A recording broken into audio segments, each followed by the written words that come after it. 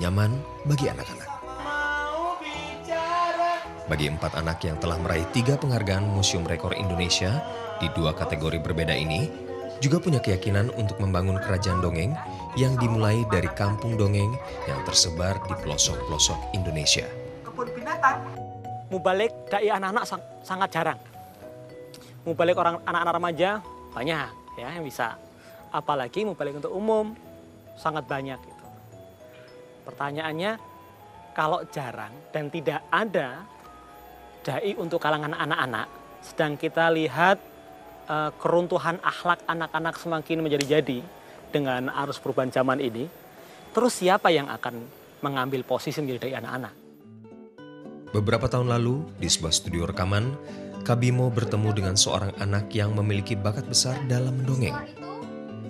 Namanya Atia Sarah Faudina.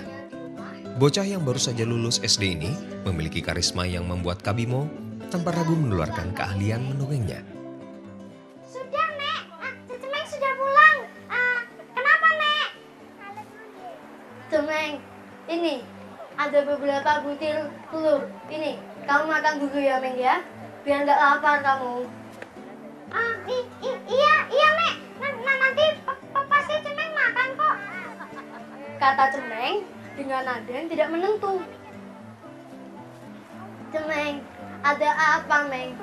Nenek tahu hatimu sedang risau. Ada apa, Meng? Anak ini banyak terlibat dalam kegiatan yang bersifat ma'ruf ya, bermanfaat banyak orang gitu.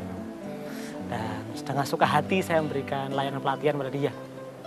Harapan saya semakin banyak orang terlibat dalam kegiatan ini, semakin besar kemungkinan untuk berhasil. Dadah, Cemeng. Pendongeng cilik ini memadukan musik dan dongeng dalam ceritanya. Gaya berceritanya yang ekspresif membuat pendengarnya tak bosan mendengarkan dongengnya. Itu nggak apa-apa, yang penting kita bahagia menjalaninya. Mas Her pulangi dari sini. Laskar Pelangi. Atia adalah calon dai cilik yang penuh prestasi.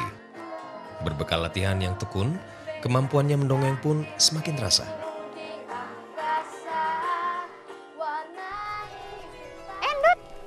Serius nih. Selain dari bakat, kemampuan Atia ini juga diperkuat oleh peran orang tua yang tak henti mendukungnya.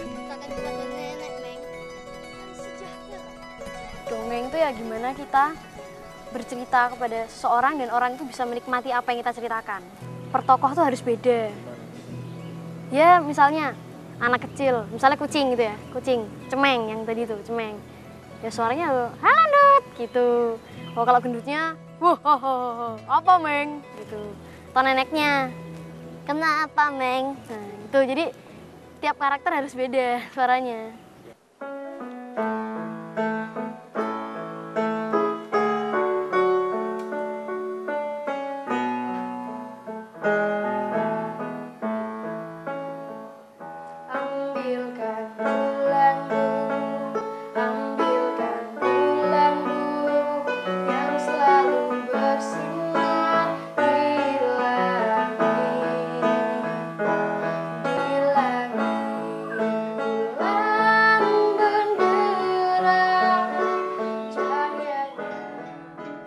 Pertama kali aku kenal dongeng itu, Mimi, ibu itu, sering bacain ketika mau tidur. Kan aku belum bisa baca sendiri. Terus dibacain, ceritain, oh seru gitu loh kelihatannya. Kok didongengin orang tuh seru. Nah setelah itu ketika kelas 2 SD, itu aku banyak ngobrol kan. Banyak ngobrol sama guruku, akhirnya diikutin lomba dongeng. Langsung dapat juara 1 waktu itu. Melalui dongeng, Kak Bimo terus berusaha membentuk Atia yang lain, membentuk pribadi anak yang islami sedini mungkin. Di masa sekarang ini, dongeng menjadi penting. Sebelum seorang anak bersentuhan dengan kerasnya hidup dan pergaulan yang semakin bebas, mereka perlu dibekali cara bertahan hidup. Cara untuk mempertahankan mimpi-mimpi mereka.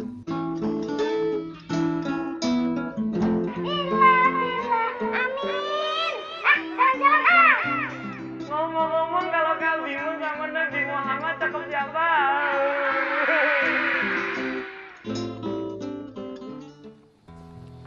Para pemirsa sekalian, dongeng telah berperan sangat besar di dalam sejarah umat manusia.